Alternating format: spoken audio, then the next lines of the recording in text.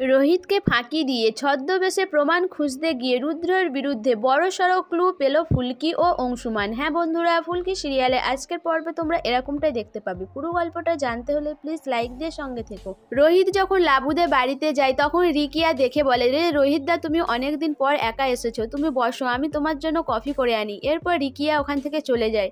রোহিত তখন লাবুকে জিজ্ঞাসা করে যে, দিদি ভাই, তুই জানিস যেদিনকার ভাড়াটিয়ে গুন্ডাটা খুন হয় সেদিনকার রুদ্রদা কোথায় ছিল? তখন লাবু বলে, কেন ভাই, তুই এইসব জিজ্ঞাসা করছিস কেন?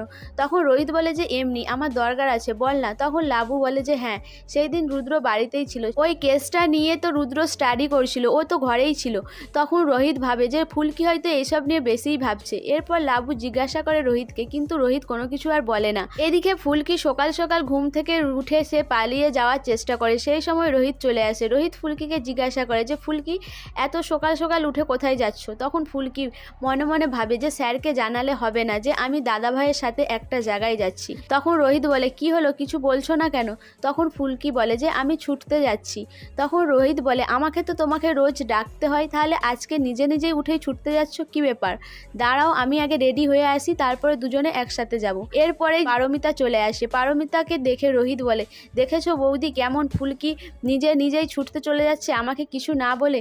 আমি ওকে বলেছি আমি ওকে চোখের আড়াল করব না, আমি ওকে নিয়েই ছুটতে যাব। এদিকে ফুলকি যখন পারমিতা আর রোহিতকে কথা বলতে দেখে সে তখন ওখান থেকে লুকিয়ে পালিয়ে যায়। এরপর রোহিত পেছন ঘুরে দেখে যে ফুলকি নেই। তখনই রোহিত বলে, ফুলকি কোথায় গেল? তখন রোহিত বলে যে, জানো বৌদি, ফুলকি কি করেছে? তখন পারমিতা বলে যে, কি করেছে? তখন রোহিত বলে যে ফুলকির মাথায় একটা পোকা নড়েছে। সে এখন ভাবছে ওই ভাড়াটিয়া গুন্ডাকে রুদ্রদাই মেরেছে। এটা কখনো সম্ভব হয় বলো?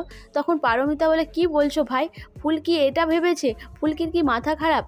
ও হয়তো একটু রুদ্রকে নিয়ে টেনশানেই রয়েছে, কারণ রুদ্র এভাবে লাবুর গায়ে হাত তুলেছিল, সেই কারণেই হয়তো ও রুদ্রকে হয়তো সহ্য করতে পারছে না, তাই ওকে হয়তো এরকমটা ভাবছে। কিন্তু আমি ফুলকিকে বোঝাবো। এরপর রোহিত বলে যে, বৌদি আমি বেরোই, দেখি কোথায় গেল ফুলকি। এরপর রোহিত ফুলকিকে খুঁজতে বেরিয়ে আসে। এদিকে ফুলকি ছদ্মবেশ নিয়ে নেয়। ছদ্মবেশ নিয়ে এসে অংশুমানের সাথে দেখা করতে বেরোয়। রোহিত তখন খুঁজতে খুঁজতে ফুলকিকে সেই রাস্তাতেই আসে। ফুলকি রোহিতকে দেখে চমকে যায়। ফুলকি ভাবে যে সে এখান থেকে কি ছুটে পালাবে? ছুটে পালাতে গেলে যদি স্যার ধরে ফেলে? এরপর ফুলকি ভাবে যে স্যার হয়তো আমাকে চিনতে পারবে না, আমি তো ছদ্মবেশ নিয়ে আছি। সেই সময় রোহিত এসে ফুলকিকে বলে যে, ঠাকুমা শোনো, এখানে একটা ছোট বাচ্চা মেয়েকে ছুটতে দেখেছো? তখন ফুলকি মাথা নেড়ে জানায় যে না, সে দেখেনি। এরপরে রোহিত ভাবে যে এইদিকে তো এমনিতেই ফুলকি আসে না, যাই আমি অন্যদিকে খুঁজে দেখি। এদিকে অংশুমান আড়াল থেকে সবকিছু দেখে। অংশুমান এসে ফুলকিকে বলে যে, ফুলকি, জোর বাঁচা বেঁচে গেছো, রোহিত কিন্তু তোমাকে সন্দেহ করছে আর ওই এদিকেই এসেছে, আবার আসতে পারে। চলো আমরা এখান থেকে চলে যাই। আর তুমি একটা কাজ করো, তুমি এখানেই থাকবে, আমি একটা পেপার দিয়ে যাচ্ছি, তুমি এটা পড়বে, আর আমি দেখছি যার সাথে দেখা করার কথা সে আসছে কিনা। এরপর অংশুমান এগিয়ে যায়। ফুলকি সেখানেই বসে থাকে, পেপার পড়ে। অংশুমান দেখে যে ফুলকি পেপারটাও উল্টো দিকে ধরে বসে আছে। অংশুমান বলে যে, কি ফুলকি, তুমি পেপারটা কোন দিকে ধরেছো সেটাও তো ঠিকঠাক দেখছো না, তুমি তো ধরা পড়ে যাবে। এরপর ফুলকিও লজ্জা পেয়ে যায়। এরপরে অংশু দেখতে পায়। অংশু বলে যে, ওই তো ফুলকি আসছে, আমাদের গুপ্তচর, ওর কাছ থেকেই আমরা সব খবর পেয়ে যাব। এরপরে গুপ্তচর সে ইশারা করে ওখানে একটা কাগজের চিরকুট রেখে দিয়ে চলে যায়। ফুলকি আনতে যেতে চাই, তখন অংশুমান বলে, দাঁড়াও ফুলকি। অংশুমান ফুলকিকে আটকে দেয়। যখন গুপ্তচর ওখান থেকে চলে যায় তখন অংশুমান সেটা ঘুরিয়ে এনে ফুলকির হাতে দেয়।